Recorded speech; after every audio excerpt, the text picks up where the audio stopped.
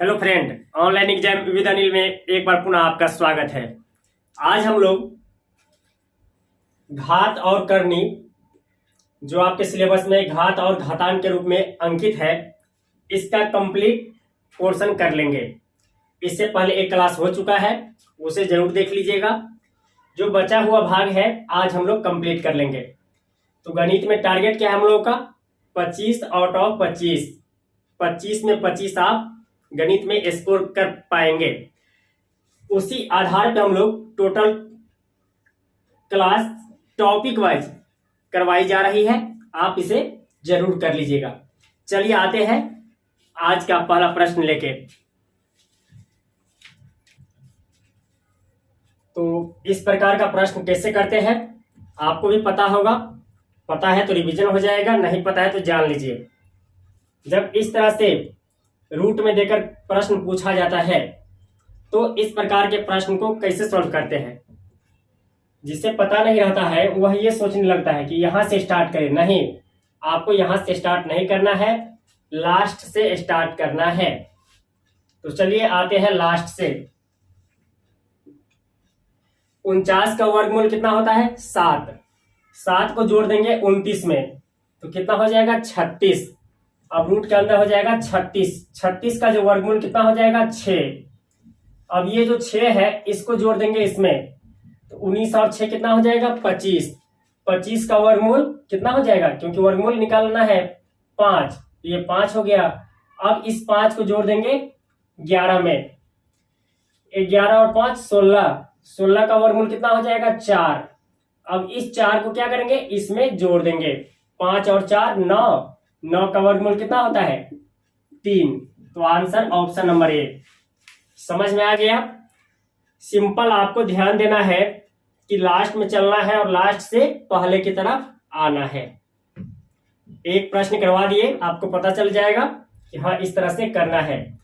देख लेंगे वर्गमूल आ रहा है कि नहीं इसका, और क्वेश्चन में रहेगा तो निश्चित ही आएगा किसी न किसी संख्या का वर्गमूल। तो आते हैं अब अगले क्वेश्चन पे, अगले टाइप का जो प्रश्न बनता है उस पे।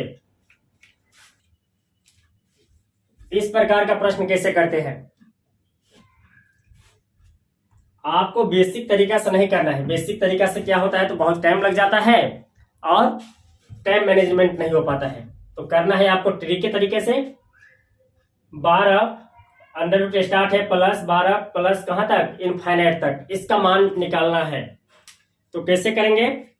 सबसे पहले इस अंक का 2 फैक्टर लेना है जिसके बीच का अंतर 1 हो और गुणनफल इतना ही आए, 12 ही आए। बताएंगे आगे जब ये फैक्टर नहीं बनेगा उस पर भी प्रश्न करेंगे, अभी जस्ट करने वाले हैं।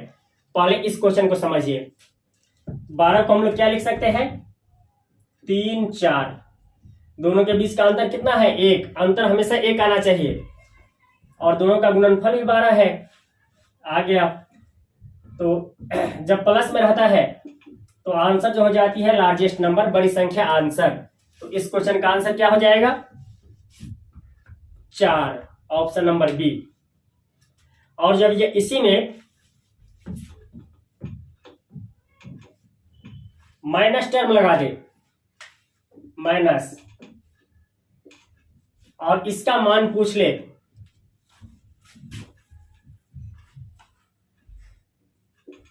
और इसका मान पूछ ले, तब क्या करेंगे?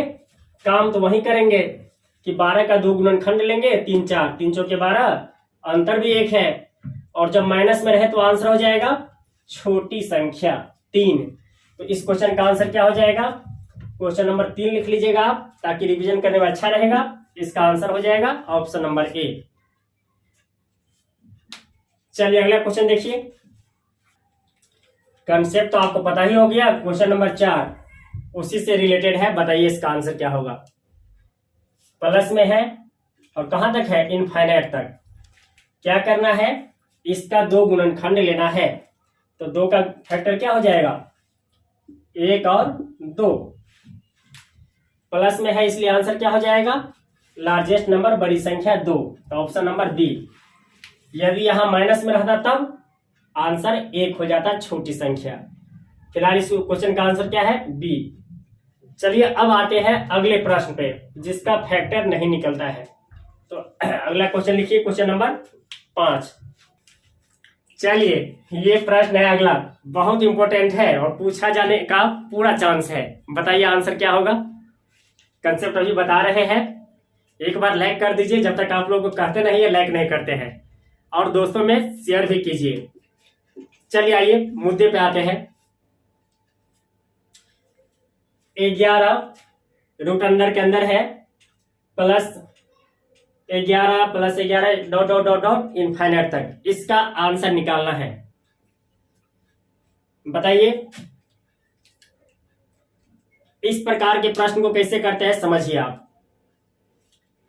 11 है, 11 का फैक्टर कितना होता है?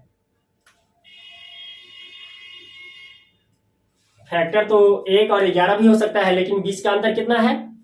10 का। बीच का अंतर हमेशा 1 आना चाहिए। 11 का फैक्टर निकलेगा नहीं। क्यों नहीं निकलेगा? क्योंकि अभाज्य संख्या है। अब ये प्लस में है तो 11 के आगे चलेंगे। 11 के आगे कौन सी संख्या है जिसका 2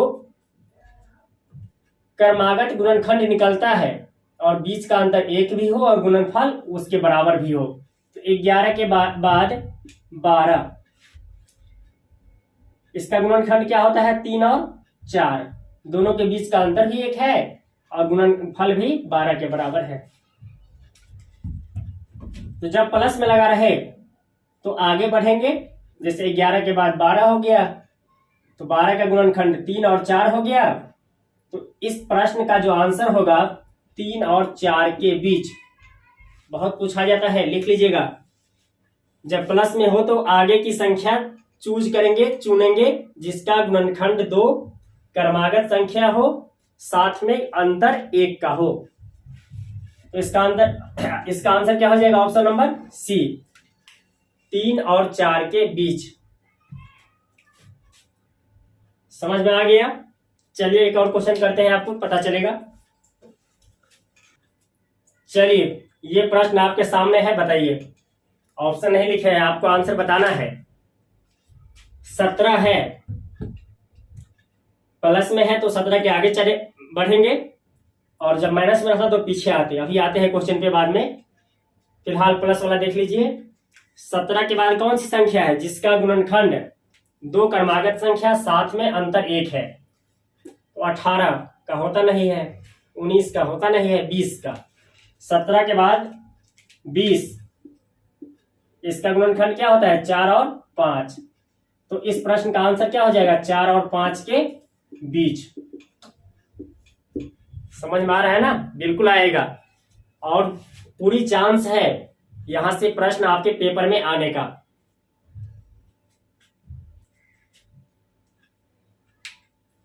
ये तो हो गई प्लस वाली बात। अब आइए माइनस में। यदि मान लीजिए यहां माइनस माइनस लगा रहता तब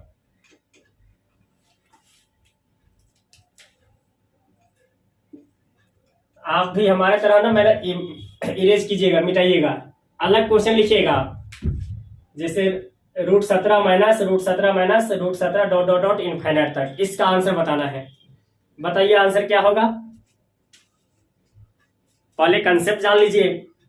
जब प्लस में था तो आगे बढ़ते थे 17 के, और यहां माइनस में है तो 17 के पीछे आएंगे। 17 से कम कौन सी संख्या है जिसका गुणनखंड 2 क्रमागत संख्या, अंतर 1 के साथ आ रही है? तो 17 के बाद 15 का फैक्टर क्या है? 3 और 5, लेकिन अंतर कितने का है? 2 का, इसलिए 15 नहीं लेंगे। 15 से पहले आएंगे तो 12, वह संख्या क्या है? 12, जिसका अंतर क्या है? 3 और 4। ये फैक्टर क्या है? 3 और 4 और अंतर 1। अब जब माइनस में है इसलिए कम करके लिए है, अंतर भी 1 है। तो आंसर क्या हो जाएगा इस प्रश्न का? 3 और 4 के बीच। कोई डाउट नहीं होनी चाहिए। अभी भी डाउट है तो कमेंट करके बताइए कि क्या डाउट है।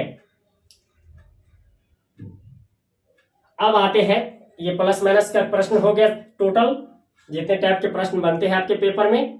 अब आते हैं गुणनफल पे, प्रोडक्ट पे, कि प्रोडक्ट से गुणनफल से किस प्रकार का प्रश्न पूछा जाता है।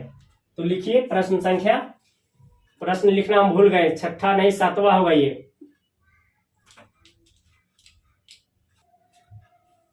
ये है अगला प्रश्न, गुणनफल पर आधारित। √5 मतलब रूट के अंदर अंदर अंदर इस तरह सिस्टम चलता जा रहा है, कहां तक? इनफाइनाइट तक। तो इस केस में आंसर क्या होता है?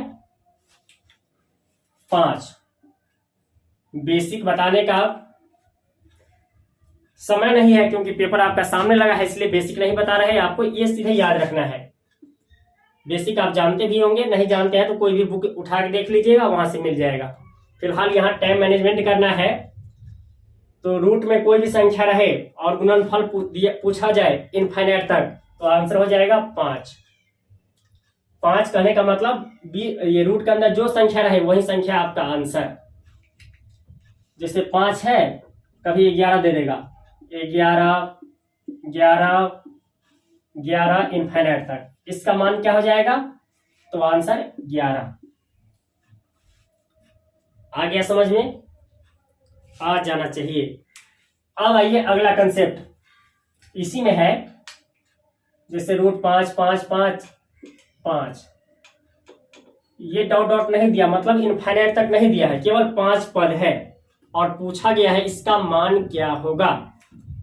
तो इस प्रकार के प्रश्न को कैसे करेंगे? एक और प्रश्न लिख लीजिए यहां से, √11 मान लीजिए ये संख्या पूछा गया है, ये सब फिक्स है। रूट के अंदर जो है टर्म फिक्स है, कितने पद है फिक्स है। इस प्रकार के प्रश्न कैसे करते हैं, ध्यान से समझिए। रूट के अंदर जो संख्या है उसी को यहां लिखिए 5। अब 5 के पावर कितना लिखना है वह देखिए। एक रूट के लिए 2 आता है, तो इसके लिए 2 हो जाएगा। रेड पेन से लिखे ताकि आपको पता चले। एक रूट के लिए 2 आता है। अब 2 के पावर कितना लिखना है? जितना पद रहे। जैसे 1 2 3 4 5, 5 पद है तो 2 के पावर 5 कर देंगे। कितना होता है 2 के पावर 5? 32। 2 दूनी 4, दूनी 8, दूनी 16, दूनी 32, 32 ही होगा। 5 बार 2 को लिखेंगे, 2 दूनी 4, दूनी 8, दूनी 16, दूनी 32। तो इसके पावर 32 और 1 घटाकर इसके ऊपर कर देंगे 31। आगे समझ में कितना आसान है। यहां 2 के पावर चढ़ाना है। क्यों चढ़ाना है? क्योंकि रूट का मतलब दूसरा मूल पूछा गया है। तो 5 के पावर जो संख्या रहे उसी संख्या के पावर जितना रूट रहे करने के बाद आप यहाँ तो 32 आया है तो 32 रख दिए और इस 32 में से 1 घटाकर ऊपर रख देंगे 31। यही आपका आंसर, एक ऑप्शन ये रहेगा। अब आइए इस प्रश्न पे, 11 है तो पहले 11 लिखेंगे। कितना इसके पावर आएगा? रूट हटाएंगे तो 2 आ जाएगा। और कितना रूट हटाना है? 1 2 3 4 5 6, 6 ही है ना। 1 2 3 4 5 6, तो 2 के पावर 6 करेंगे। 2 के पावर 6 करेंगे, 2 के पावर 5 किए हैं तो 32 आया है। 6 करेंगे तो 32 दूनी 64 आ जाएगा। तो 11 के पावर 64 और 64 नीचे आ जाएगा, इसके ऊपर 1 घटाकर 63। तो इस प्रश्न का आंसर 11 टू द पावर 63/64। तो आज ये दूसरा क्लास था घात और करने का। दोनों क्लास आप सही से देख लीजिएगा। आपके पेपर में प्रश्न यहीं से ही आएगा, कहीं बाहर से नहीं आएगा। टोटल कंसेप्ट आपको बता दी गई है, एक बार पुनः देख लीजिएगा यदि कोई भी डाउट हो तो आज की क्लास यहीं बंद करते हैं। आएंगे नेक्स्ट क्लास में नेक्स्ट टॉपिक, सिलेबस का जो अगला टॉपिक है उसको लेकर। तो आज के लिए इतना ही, धन्यवाद। Now and press the bell icon. Never miss an update.